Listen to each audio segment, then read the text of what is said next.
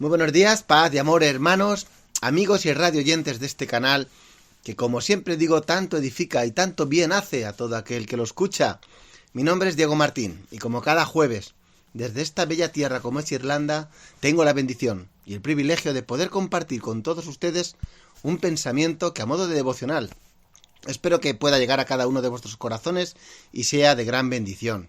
Como siempre, desde la atalaya, como vocero de parte de Dios, traigo mensajes, voces, gritos que nos avisan de los peligros que vienen, de los peligros que ya están entre nosotros, de aquello que ya ha anidado en nosotros y alertando, porque puede que ya algunos llamen a lo bueno malo y a lo malo bueno. Antes de empezar con el pensamiento que quiero compartir en este día, quiero darte la bienvenida a este espacio y decirte que para mí saber que estás al otro lado de las ondas es de mucha bendición. Por eso quiero darte la bienvenida y las gracias por acompañarme en este tiempo. La semana pasada, hace 2 semanas, hablábamos de cómo prepararse para el día malo.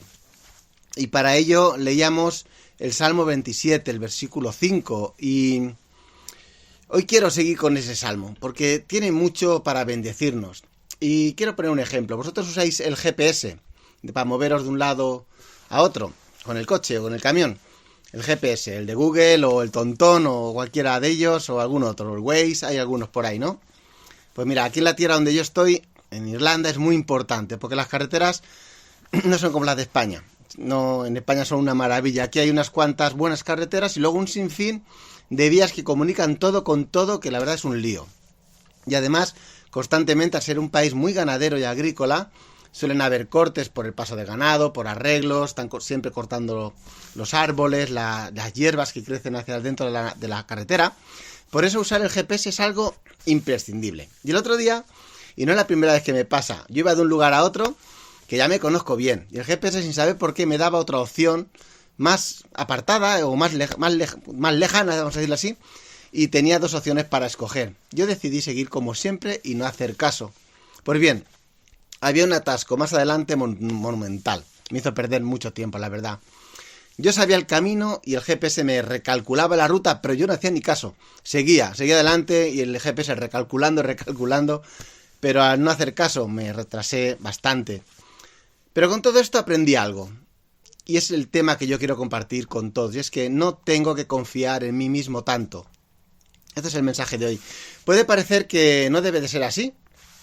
De hecho, hoy en día no paran de decirte en la sociedad, que es una cultura en la que vivimos, de bombardearte constantemente con frases del tipo: confía en ti que eres el mejor, confía en ti mismo que tú puedes con todo, confía en ti mismo, bla, bla, bla, ¿verdad? Pero a la luz de la palabra vamos a ver que es mejor no confiar en nosotros mismos. Escúchame lo que te digo, y así empiezo, sin más dilación. La única persona en quien tienes que confiar es en Jesucristo. David en el Salmo 27 nos enseña que él aprendió a confiar en Dios. David tuvo muchas batallas, pero en cada guerra, en cada batalla, David peleó siempre de la mano de Dios. Siempre vio la mano de Dios en todo.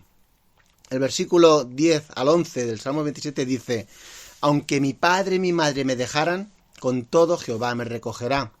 Enséñame, oh Jehová, tu camino y guíame por senda de rectitud a causa de mis enemigos. No me entregues a la voluntad de mis enemigos, porque se han levantado contra mí testigos falsos y los que respiran crueldad. Es curioso que David nos hable del abandono del padre y madre, ¿verdad?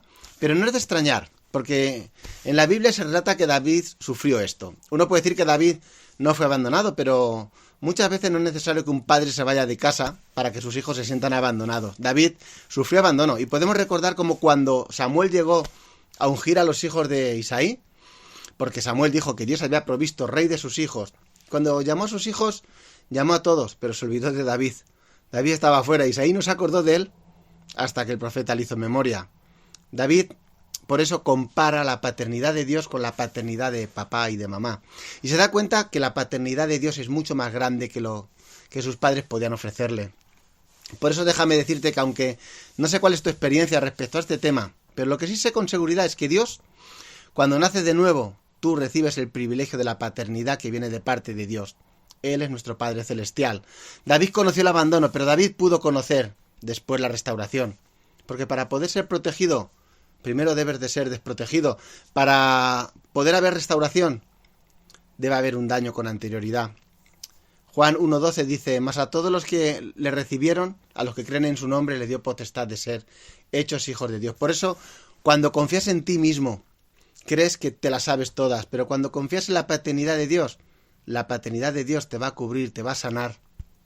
Dios nos enseña que no solo anhelaba su protección, sino que estaba ansioso de instrucción, que debía aprender. Primero David nos dice que aunque tu padre y tu madre te abandone, Dios te acogerá y te protegerá. Esto es muy hermoso, ¿verdad? Pero después sigue diciendo algo, enséñame. Me imagino a David como el alumno sentado al lado del maestro y diciendo, vamos, enséñame. ¿Te imaginas que un día tu hijo o tu hija te llama y cuando le dices que qué quiere, como si esperases que lo de siempre, ¿no? Que te va a pedir algo y lo que te dice es, papá, mamá, enséñame, ¿verdad? ¿Sabéis que enseñar, y quiero hacer aquí un paréntesis, etimológicamente viene de la acción de apuntar con un arco y una flecha hacia una diana, hacia un objetivo? Y es curioso este ejemplo, porque es así. Si pensamos en el movimiento del arco y la flecha, mientras estás siendo enseñado, es decir, apuntando hacia hay una presión sobre ti, sobre el arco. Esa tensión del arco, pero es necesaria esa presión. La presión que ejercen los enemigos. ¿Para qué? Para que seas enseñado, para poder ser apuntado y llegar a esa meta, a esa diana. Puedes escoger dos caminos. El quejarte y llorar para que el Señor te quite la presión, o por otro lado, orar y decirle al Señor, si esta presión sirve para algo, para apuntarme a algún lugar, algún destino, enséñame, muéstrame el camino. Endereza mis sendas en la dirección adecuada. Que esta presión me sirva para llegar a la meta que tú tienes para mí. Así deberíamos de orar. Y en el versículo 11 David le pide al Señor eso, que le enseñe su camino, el camino del Señor. Muchos ante las pruebas solo oran para que el Señor les quite la prueba, que lo saque de aquí y de allí, que le dé una cosa u otra, que tal y cual. Pero David dice, enséñame tu camino. Es como el que se golpea en un laberinto de espejos. ¿Habéis visto esos tipos de laberinto que todos son espejos que uno va chocando contra uno una y otra vez, contra sí mismo, contra su propio reflejo, ¿no? Porque pensaba que la salida estaba ahí o estaba en otro lado. Solo hay una salida. La gente solo quiere pagar la deuda, encontrar el trabajo, el ser sano, etcétera, y vuelven a golpearse con el mismo espejo. Pero David, rodeado de enemigos, no le dice a Dios que lo saque por allí o por aquí, sino que le enseñe su camino. David, rodeado de enemigos, le dice a Dios que le muestre su camino. Cuando conocemos el camino de Cristo, Él nos guiará hasta la salida. El Señor es mi pastor y en delicados y verdes prados me hará reposar, ¿verdad? Preocúpate por el reino de Dios y su justicia y lo demás vendrá por añadidura. Yo soy el camino, la verdad y la vida, dice Jesús. Cuando estemos, en un momento de dificultad y adversidad, no busquemos solo una salida, busquemos conocer más a Cristo. Es impresionante cómo David no le dice a Dios, dame una salida. No, lo que le dice es, enséñame tú tu camino. Muéstrame, tú Señor, estírame, apúntame hacia donde tú quieras. David dice, enséñame tu camino. Y dice, a causa de mis enemigos. Yo me pregunto, Diego, ¿eres alguien que aprendes en los tiempos de pruebas? ¿Eres alguien que rodeado buscas que Dios te enseñe el camino? Diego, ¿tú quieres aprender o vives las mismas pruebas una y otra vez porque no aprendes? Debes preguntarte eso tú también. El Señor me está enseñando que cuando estoy viviendo tiempos de retos, abrace la palabra, como nunca, que la estudie y permita que esa palabra abra mi entendimiento y me guíe a la verdad de Dios. Vivimos en una generación que no le importa nada esto, que desprecia la palabra de Dios y solo quieren que Dios les ayude en su problema.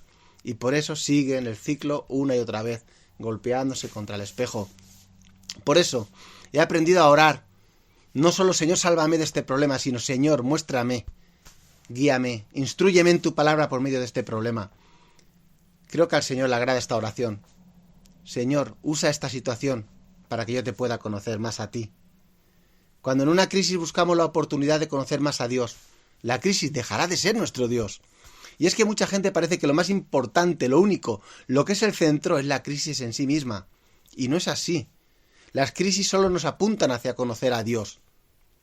Dios te dice, conóceme a mí, porque al conocerme a mí, tu fe se eleva. Al conocerme a mí, conoces más a mi Espíritu Santo y así conoces mejor la perspectiva de la situación.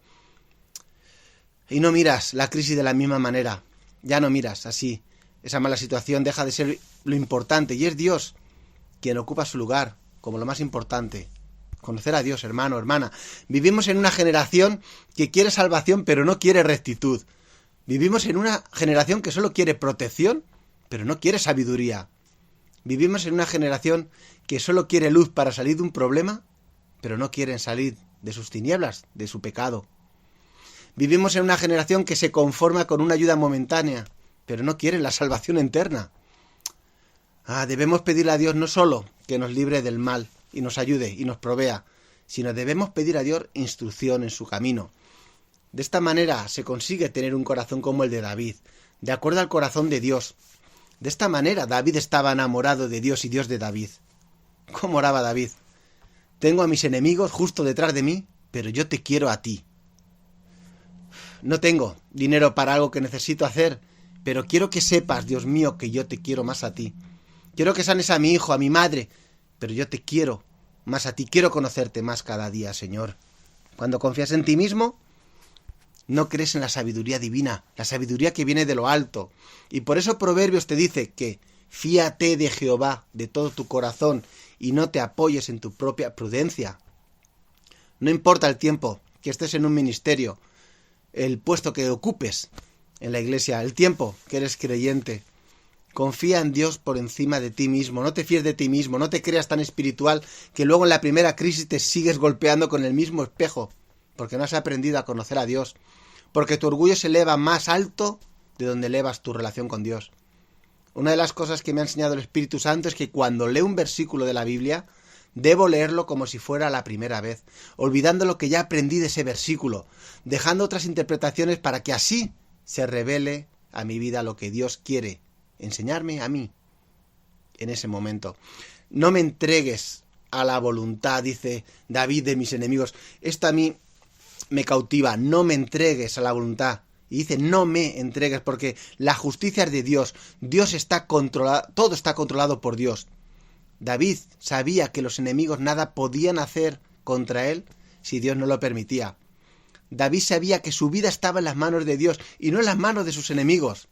Por eso, hermano, hermana, escucha, tu vida está en las manos de Dios. No confíes en ti mismo. Confía en Dios, que tu vida está en las manos de Dios. Y este es el mensaje desde la atalaya. No te fíes tanto de ti mismo. Confía solo en Dios. Busca la enseñanza de su camino en los tiempos de pruebas y que sepas que tu vida está en las manos de Dios, aquel que entregó a su Hijo unigénito para salvación de todos, de tu vida y que tengas vida eterna. Por eso desde aquí oro para que el Señor te guíe, te enseñe, te muestre su camino en tiempos de pruebas. Que Dios te bendiga.